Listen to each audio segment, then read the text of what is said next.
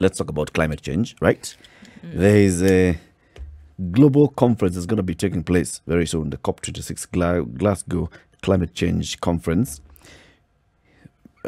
Of course, every time we have talks about climate change, there's all this talk of, who are the emitters, who are bearing the brunt, what are the responsibilities of countries, what commitments are we going to make. Global leaders sit and they say things, and then we see civil society organizations and others who are concerned about climate change and the conversations that need to take place, also doing some side demonstrations or side conversations and saying, you know what, commitments have been made, but we are not seeing action. Or there's some sort of talk, but it's not being followed through at all, even in terms of conversations being domesticated in these countries. So what needs to really happen so that we can clearly see some serious move in climate change conversations? And as we go for these conversations, are we going as separate countries, or are we going as, for example, the African continent? Are we having a common approach as countries in East Africa, in the IGAD region, in Africa as a whole? Now, those are the questions that we keep asking ourselves. Indeed. And to say that one country on the continent of Africa, for example, of whom so many demands are being made, it doesn't matter where you are, then being able to lay a claim or to insist on a position on its own probably doesn't make sense nowadays. Makes sense to come together and say, look, this is our position, this is what we have to say, and even then to make demands, of whom previously demands have been made. Perhaps now the best time to come together and say, these are the demands that we make of other countries, of a global community. And I think the conversation needs to shift, really, in another direction, where you've been on the receiving end, where they say, do this, and do the other, and saying, we also realize the importance of keeping the planet safe, but these are the demands that we are making as nations. I think it's absolutely necessary for that shift to take place. Every time I hear a subject on the discussion of climate change, the mind automatically goes to what it is that has made it such a hot topic, the causes. You're talking about green gas emissions. You're talking about all these things. Yeah. And the issue of gas emissions of whatever nature cannot take place without the subject of manufacturing. And essentially, if you're talking manufacturing, then you're talking about the lives that we live in this so-called modern world in the 21st century. So we're actually saying that there's a way in which we need to relook the way we go about our everyday business. Yep. And especially then how we also generate the energy that we use. Yes. Right? Are we still using fossil fuels? Are we using other renewable means? Is there a general push towards that? Are we helping the whole world to reduce their emissions? Are we helping especially the developing countries to reduce their emissions? Are those that have the capacity, those that are big emitters, doing much to contribute to the reduction of emissions? Let's continue this conversation with somebody who has been in this field for a while now, and her name is Wanjira Mathai. Wanjira Mathai is the chair of the Wangari Mathai Foundation. So then we don't need to introduce her very much on that line. Wanjira Mathai, chair of Wangari Mathai Foundation. Yes. Pop. She is also the Vice President and the Regional Director for Africa at the World Resource Institute. She joins us via video link. Good morning, Wanjira. Morning, gentlemen. How are you? And lady. Good morning. Good morning, and it's good to have you on the show. Thank you very much for agreeing to speak to us. I know that shortly you'll be departing and going for the conference in Glasgow in the coming days. So even after you come back, we will be looking for you and asking you, so now, can you give us the inside story? What was happening behind the closed doors, or what are the conversations that were taking place? You have been on this for a while. You've been on this journey of, talking about climate change for a while. Your late mother, of course, pioneered this conversation globally to a point where she was recognized by the Nobel Committee. This is a big thing. Now, first question is the power plays between the big countries, the big energy producers and therefore emitters, and the small countries, and meeting our needs. Now, every time there's a conversation about climate change, there's always that conversation of the big boys helping the small boys, so the small boy can also manage to do their bit. But does that support to the smaller countries get realized? From where you sit, do you see the big boys, if I may just call them that way, supporting the smaller countries? Well, I think, first of all, thank you for featuring this issue and for having me today. I mean, I think it is the most important issue. And in your opening, you asked, why has it become such a hot topic? It's a hot topic because it's an existential topic. It's basically about survival. The president of COP, Alok Sharma, said just not too long ago that this is the last chance we have to avoid the worst effects of climate change. Think about that. The fact that we could be facing some of the worst flooding, the worst heat waves, the worst droughts, the worst famines. I mean, imagine that for a country like Kenya and generally countries in the global south. And when we talk about the global south, we're talking about countries in south of the equator most of the time, but even just South Africa and below. But when you consider the big boys, as you're calling them, these are the big emitters, right? The G20, as we know it, are responsible for 80% of global emissions. Think about that. So Kenya and Africa in general is responsible for 4% of global emissions. So the heaviest responsibility to reduce emissions falls and sits squarely on those big boys, right? On the big emitters. That's a very fundamental thing to understand. We should not be putting pressure on those more on people who are not emitting, on countries that are not emitting as high. It doesn't mean that they don't need to reduce, and we can get to that discussion. But let us fundamentally establish that the burden of reduction sits, and the ambition to reduce emissions sits squarely on the G20 and others who form close to 96% of global emissions. Having said that, that global, the reduction, and that's what these discussions are about, are couched in every country identifying how they will do that, right? Making a commitment. You hear this word NDC, the Nationally Determined Contributions. The US will reduce global emissions, their emissions by 50% by 2030, and then reach net zero by 2050. You will hear a lot of that. A lot of those commitments are good, but what we're going to be watching for is, are they aligned to policies? How exactly are you going to do that? How are you going to do that, United States of America, United Kingdom, the EU generally? How are you going to make those emissions happen? So in terms of emissions, the one thing I would love everybody to remember is we have to use this concept of common but differentiated responsibility. We have a common responsibility to reduce, but it's differentiated. We don't all have the same burden. Sure.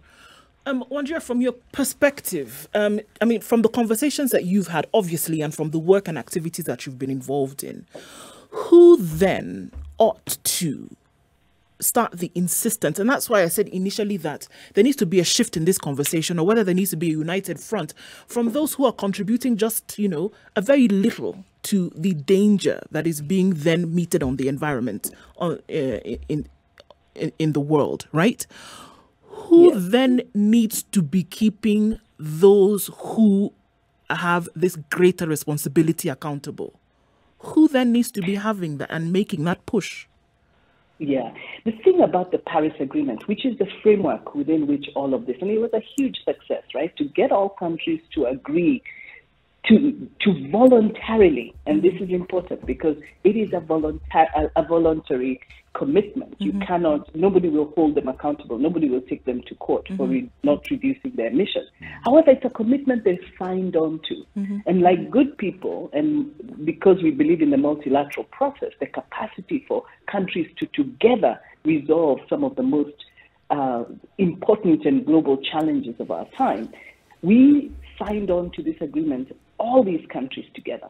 One of the most important things that will be discussed at COP this year, at Glasgow this time as well, are the rules. It's completing what you're hearing called the Paris Rule Book.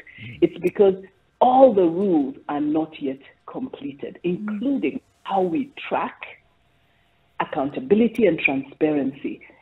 a common time frame. A lot of people are making commitments, but countries are making commitments, but they're not in the same time frame. You hear people saying from 2010 to 2030, and someone will say from 2015 to 2050.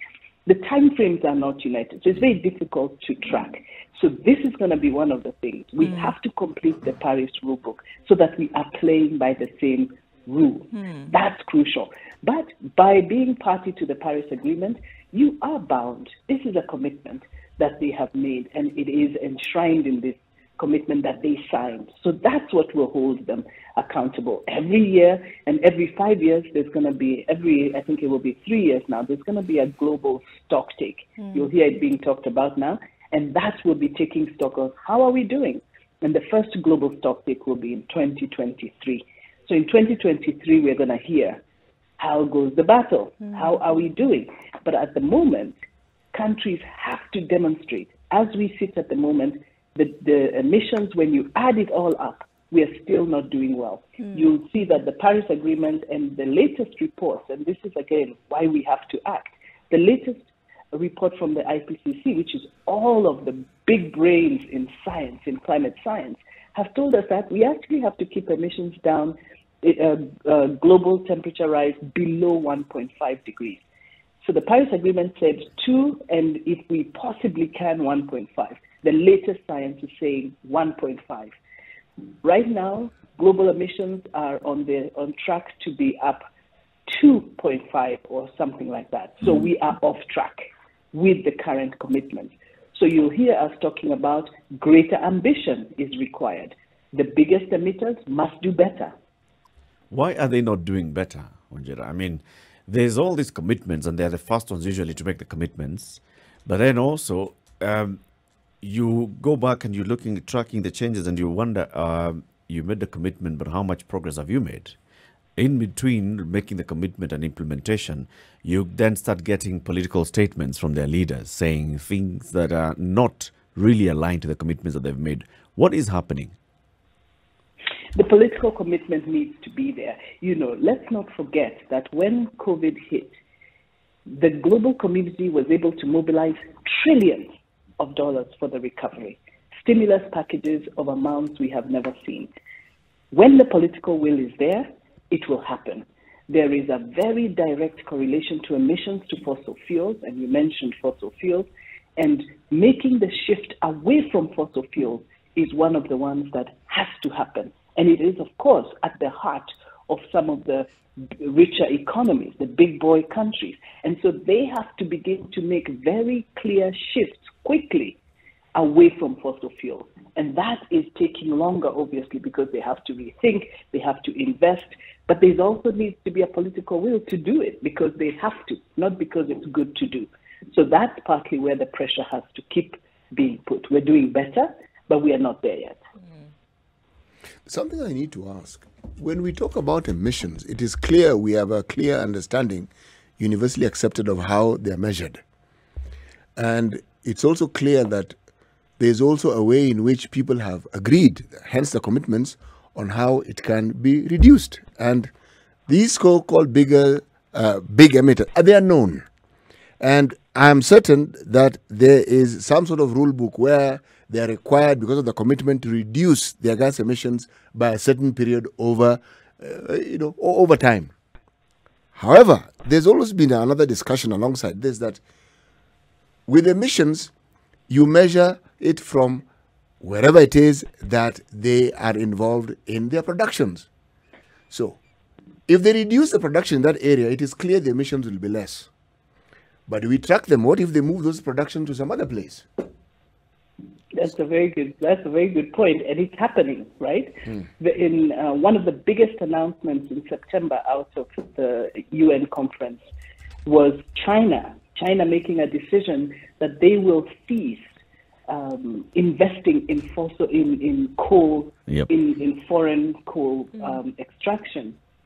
But that basically, your point is a good one, that it is about where that is burnt, right? Emissions are measured where they are emitted. So if you export something and it's emitted elsewhere, it doesn't count for the country that exported, but it counts for the country where it's going. So those countries where the destination will count those emissions. So there is no real hiding. It's like accounting, right? If it's not an asset and it's not a liability, then it will go into equity, right? So it is somewhere within that equation that it still has to add up. So there is no hiding it. What we do have to do, however, is ensure that domestic and foreign coal, for example, is cut, as well as fossil fuels. You can invest, you can decide you'll stop foreign investments or foreign investments in coal extraction, but maintain local investments in coal extraction, which is the case for China. They never said what they're going to do locally. They said what they're going to do externally. It's good progress because China, Japan, and South Korea are the biggest producers of coal. And coal is one of those that universally there's an agreement it has to go. So there's still the question of domestic coal production and use in China and what that will do for emissions.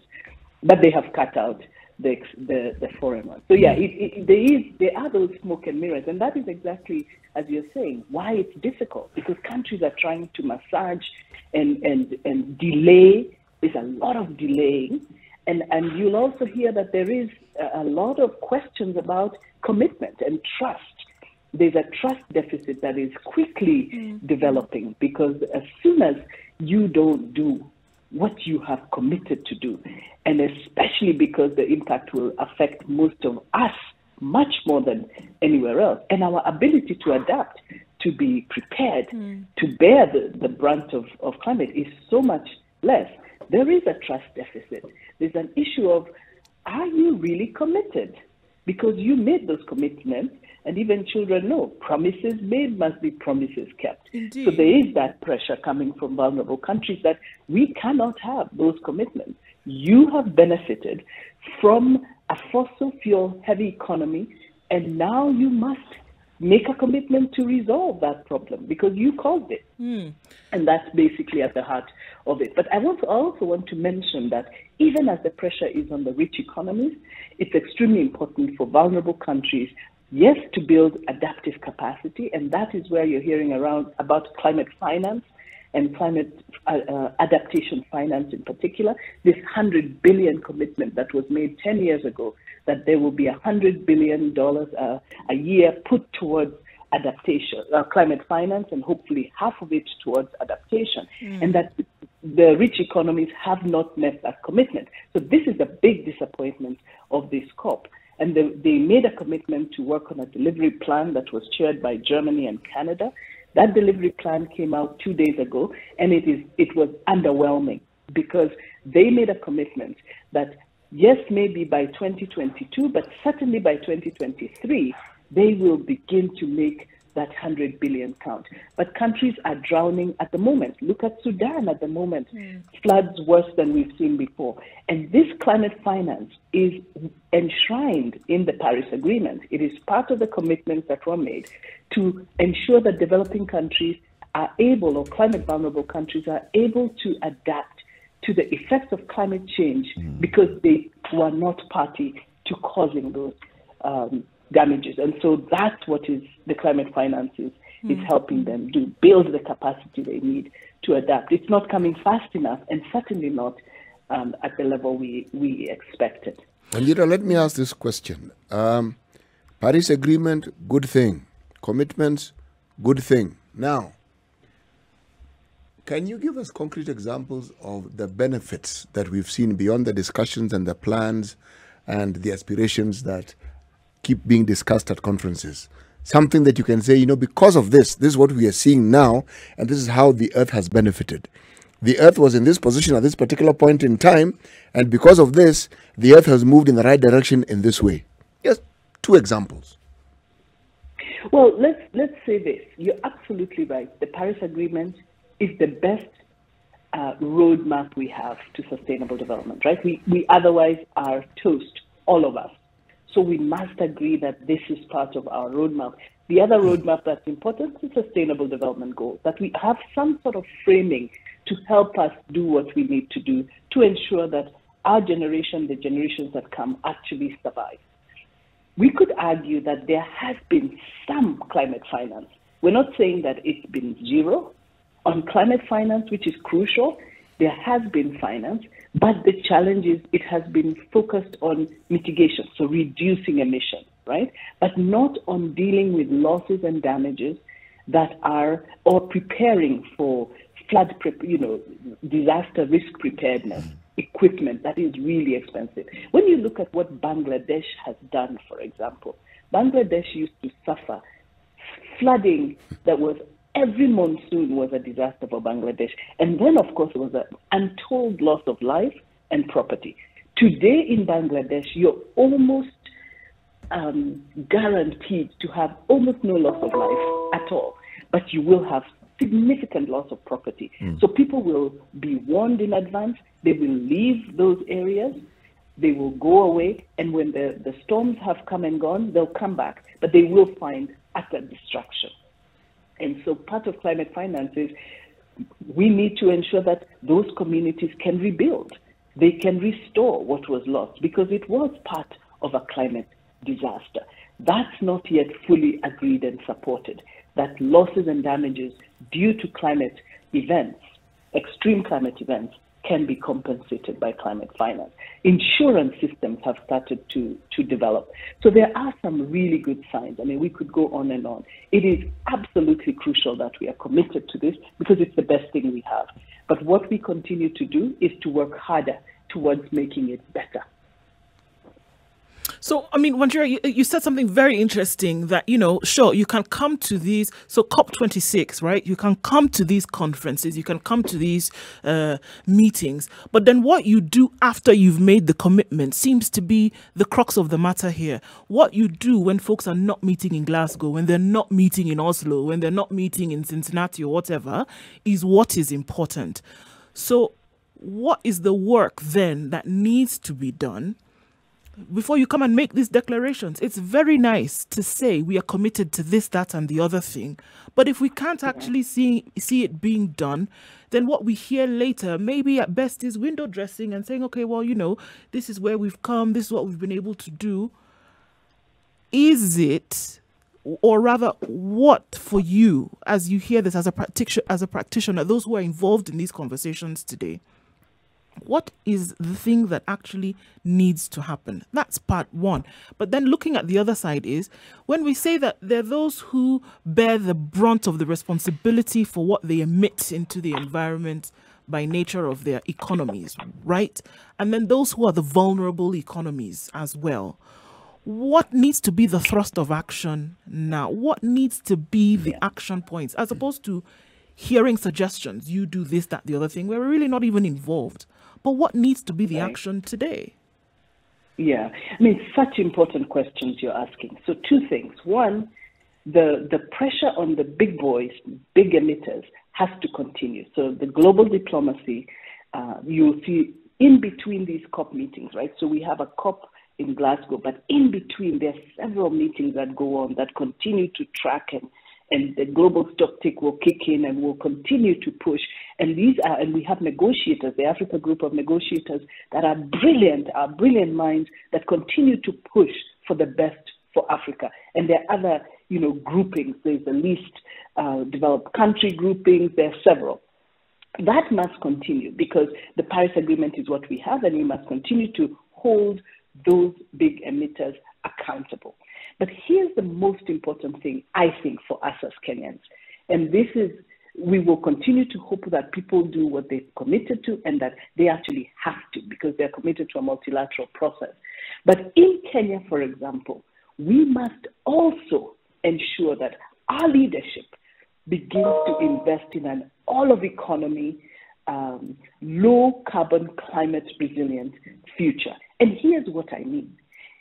For us sitting here and for the listeners who are with us, it really means daily things like how we get to work every day, mobility. How do we invest in much more inclusive mobility? Try walking from where I live in Kileleshwa to town. Half the time you're on the road. So we've got to invest in better pedestrian access. better biking access, and then, of course, begin to build our cities. And when we say inclusive cities, we mean cities for people, not necessarily for cars, because 90% of us actually don't use personal vehicles. So that's where climate future, that's what progressive climate planning looks like. You mentioned renewable energy. Kenya happens to be the shining star of renewable energy. 80% of our energy today is renewable, believe it or not.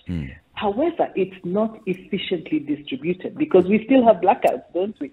We still have a lot of people who don't have access to electricity. So we have to do better about how we distribute it. But we're doing well with respect to where it comes from. However, we have to be very careful because if climate change is going to continue at the rate it's going, we then have to be worried that our rivers are drying.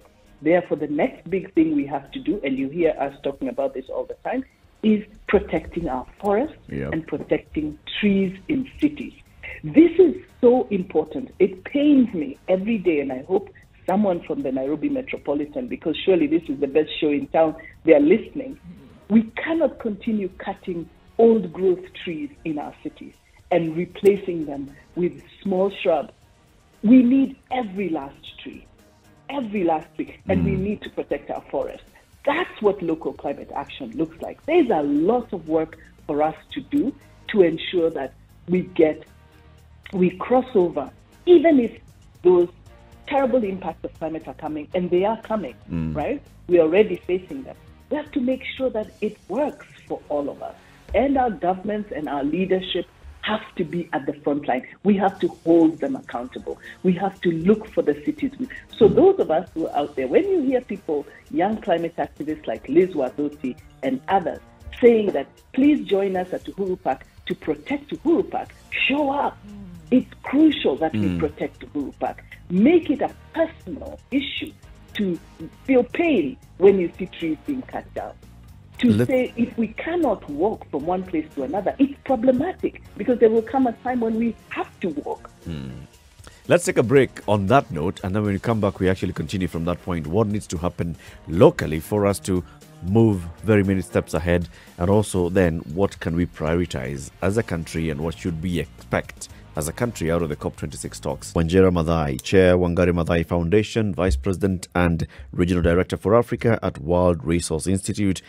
The COP26 Climate Talks, Glasgow Climate Change Conference, taking place very soon in Glasgow. Top priorities for Africa, and CT has a couple of questions.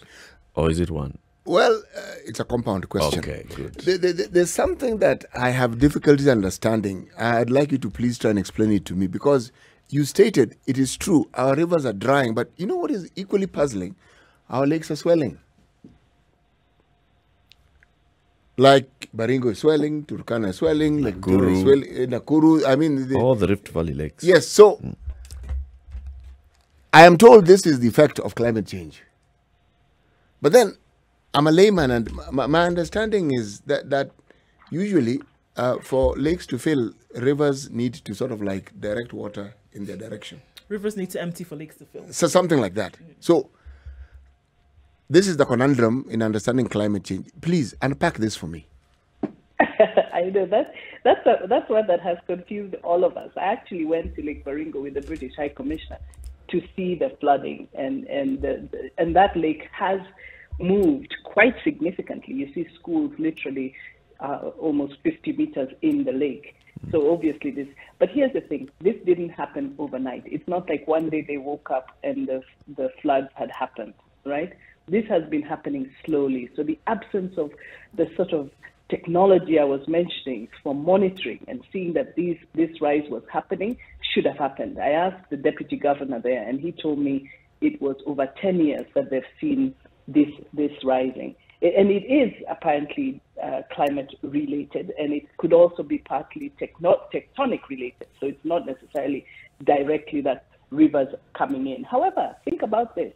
If it rains heavily in a mountain area, so let's say the Mau forest, and there is no percolation of water into the underground reservoirs, and that water runs off, you will get floods. So some of that water could be coming in, and this is me postulating, right? It didn't surprise me because of the level of destruction of water catchments. Some of that water should be sitting in underground aquifers, not sitting in the lakes yet, and they recharge lakes slowly. So there's something wrong with the balance, and that's why you hear people always talking about protect our forests, restore the forest, identify conservation areas, and keep them as conservation areas, because that will be a very important part of keeping the balance. Because the busting of lakes and banks of rivers is because water comes rushing down much faster than it's supposed to. What's really supposed to happen, and I remember being in a forest with my mother many years ago, and she was so graphically explaining, when it rains, the rain falls on the leaves, and then it goes down the trunks, and very slowly goes down. If you remove all that vegetation, it hits the ground really hard and runs off. So it just goes wherever it's going. And so you get flooding, you get landslides, you get mud falls, you have all sorts of rock falls and everything happening. So there is a problem with that. And it is one of the biggest things for Kenya is how do we protect our 5 water towers? And there are many other forests and green spaces in our cities. I have to say, this is for me the number one, that it is one of the best opportunities we have to cushion ourselves against the worst impacts of climate. It's protecting green spaces. Even Nairobi, as a green city in the sun, if anybody is seeing how they are quickly cutting trees, it's distressing. But you think it will always be green, and then before you know, the temperatures will go up 20 degrees because there's not a tree in sight. Wanjira, even as you say this, even as we're talking about then what needs to be done, I often believe, even as you, because it seems as though it's a foreign concept, and that what you're saying for a lot of people has not hit home. For you to realize that if you get rid of these green spaces, essentially the detriment that you are causing, there's no connect between the action and the consequence, right? So how, I mean, it seems like you have to ask the question, why do I then have to paint the picture for you to understand what will happen if you don't? But you've said something beautiful here. The experience that you had with your mother when she broke it down for you to understand that the water gets onto the leaf, it gets onto the trunk, and then it seeps onto the ground. Without that tree there, this is the result of this situation. So for a lot of folks, there's that connect is not there. We're looking at now, building cement cities and not worrying about, green spaces. Must there be an explanatory, almost deliberate conversation about what happens if we do not protect them in this manner? Because you think, okay, well, in the list of priorities, this doesn't really matter, right? We are trying to sort out so many other issues, and then you're coming to talk to me about not cutting down trees. You see, but that is the important thing, right? So how do you then have that? The reason you're dealing with other issues, Yeah. the reason you're dealing with other issues is because of this climate issue. Whether you look at the food issue, the flooding issue, it is all related. And so, I think we need to have more of these conversations, certainly. I hope the media prioritizes them, because a lot of people listen to you. They listen to the media, that we have more programming, more stories that break this down more granularly, because then people will begin to understand, oh my goodness, the fact that food is going up in cost is because we are not able to produce enough. And actually, we may soon not even have what we have at the moment. So making those connections and getting it, what we are starting to hear is that climate discussion will stop being an intellectual discussion, because right now it's been up here in our intellect. But now it's going to be an emotional discussion. We need to really touch the hearts and minds of people. We have an election year next year. This ought to be an election issue. We ought to be wondering, what are they planning to do with our cities, with our rivers, with our forests? Because those have to be the priorities. That's what we have to care about. I was actually quite distressed, I'll be honest, when I saw the expressway, and the Wanjira Mathai Foundation and the Daima Coalition have been absolutely adamant. It's not that we don't like development. We love development. We want to see development. And in fact, our cities must develop. But do we really need another highway? Or could we do with mass transit, like a train system, a bus system? Most of us who grew up in those days, we remember taking buses. I went to St. George's Primary School, and we took bus number 37 from St. George's all the way into town. There is no remnant of a bus stop on that Dennis Street road. So we completely decimated public transportation in this country. That will be a savior for how we move around our cities. We need to be investing in that. That would have been a better priority. We need to make sure that the leaders we elect are committed to this agenda. It is the number one agenda for our food security, for our mobility. And this is an interesting metric. The World Resources Institute works a lot. It's a research organization. So I see a lot of this data, right? 90% of the infrastructure that Africa needs for the next 50 years has not yet been built. It will be built now. Wouldn't it be wise for us to invest in cities of the future, to begin to invest in pedestrian safety, to begin to invest in bike lanes so that we can ride our electric bicycles instead of investing in fossil-rich infrastructure that we know will be stranded very soon. Yes, there will be a just transition, right? You mentioned about fossil fuels. I don't think as an economy, Kenya needs to worry about fossil fuels in the same way that the US has to worry about fossil fuels. They need to transition much faster. The climate vulnerable countries have a right to a just transition. They need to be able to make that transition at the rate that works for them. The priority for us is to eliminate poverty and to ensure prosperity and a good quality of life for our citizens. That ought to be the priority. And that is partly going to mean we invest in mobility that works. We look at trade regimes so that the farmers in Kisii who are producing sweet bananas can get those sweet bananas to Rwanda, to Senegal, because the CFTA ought to be working for them. This is what will transform us. And so we need to make sure our leaders are thinking like that. But that's all part of the climate agenda. That's why what you're saying is important. It is a big topic, and we need to invest in making sure that people understand their stake in it and their responsibility. We must, as we say in Kenya, we should refuse with our trees. We don't allow them to cut them ovyo and then leave us to deal with the impact. Because to be honest, a lot of people will have the adaptive capacity, but most Kenyans will not. Wanjira, the deforestation bit, that and I get very, very clearly, and the science is clear. I also get these issues of heavy rainfall, desiltation, that I get. The one I don't get is the tectonic shifts. And I'll tell you why I don't get it. Because I was having a chat with my father-in-law sometimes back. He lives near the lake. His home is near the lake. And he told me something interesting. He said, this thing that people are thinking is flooding, he said it's not quite that, because he remembers first seeing it when he was 14 years old in 1947. Now, in 1947, our forest cover was profound. Rainfall was steady. You knew when the short rains came, the long rains came, and all these things were steady. This issue of climate change wasn't there. So I was looking at the list of the things that cause these problems, and I was looking at maybe it's a tectonic change. Now, my question is, when we have these problems, how do you differentiate? How do we know that it's not the tectonic that is changing, or heavy rainfall is clear, that we understand. Cutting trees is also clear, we understand. How do you tell this? Yeah, and to be honest, is that as important as how you deal with it? And I'm not saying that it's not, but I want to go back to something you said, that in the 40s, right?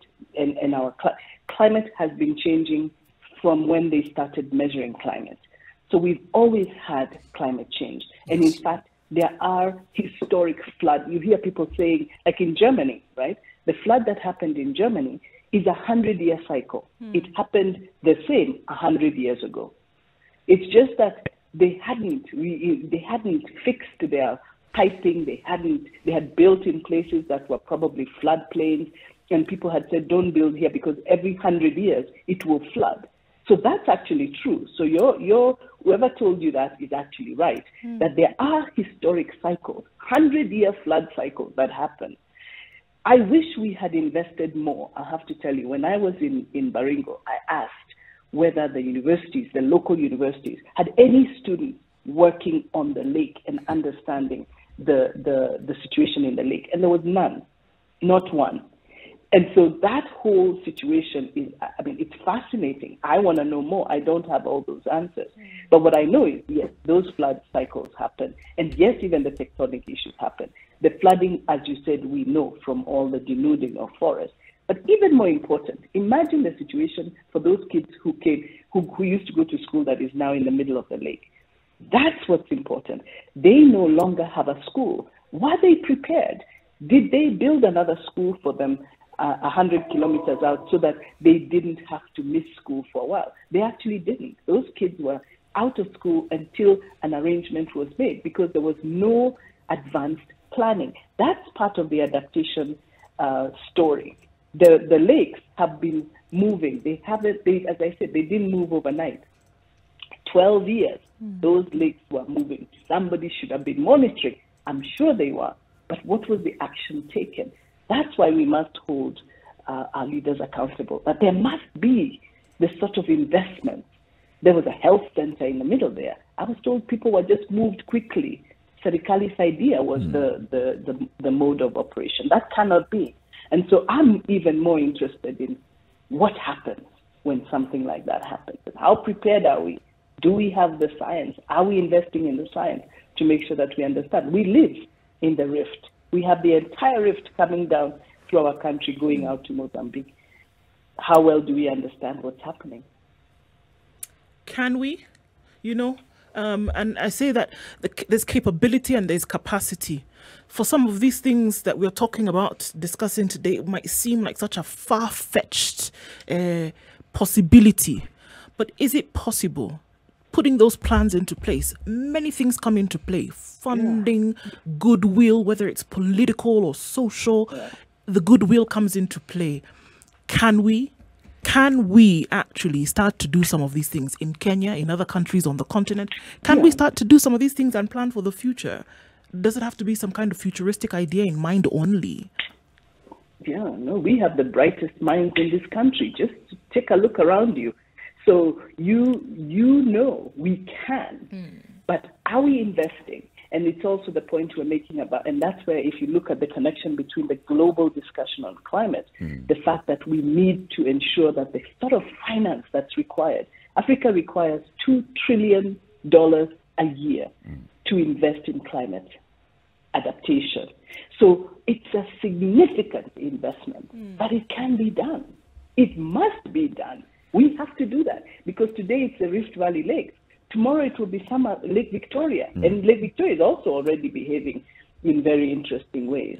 And so all of these shifts are happening. We just have to invest a lot more significantly. We have the capacity. In fact, I've stopped using the word capacity building.